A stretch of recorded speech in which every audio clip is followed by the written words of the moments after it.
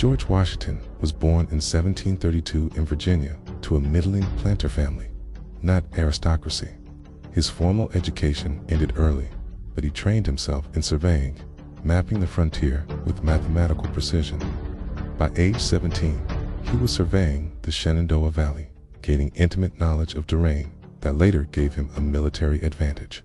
In 1754, Washington triggered the French and Indian War after attacking a French scouting party at Jumonville Glen. The mission ended in disaster, but it gave him early combat experience and exposed him to European-style warfare. During General Braddock's defeat in 1755, Washington acted as a courier under heavy fire.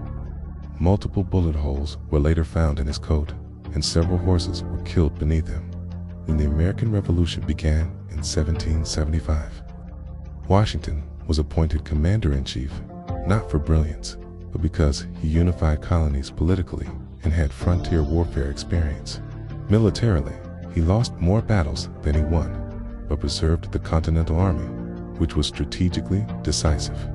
At Valley Forge 1777 to 1778, roughly 2,500 men died from disease and exposure. Washington enforced inoculation against smallpox, one of the earliest mass immunization programs in military history.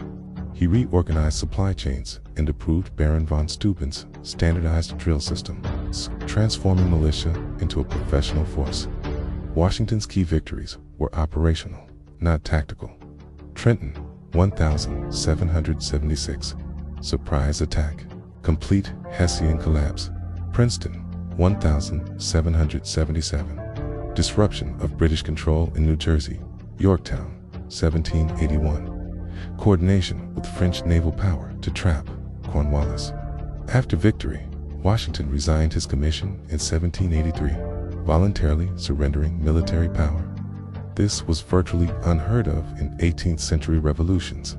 Washington created the cabinet, established civilian control of the military, suppressed the Whiskey Rebellion without becoming authoritarian, refused a third term, creating the two-term precedent. Washington owned enslaved people and struggled privately with the contradiction. In his will, he ordered all enslaved people he personally owned freed upon his wife's death, the only major founding father to do so. George Washington's significance is not mythic heroism, it is institutional restraint, logistical discipline, and knowing when to step away.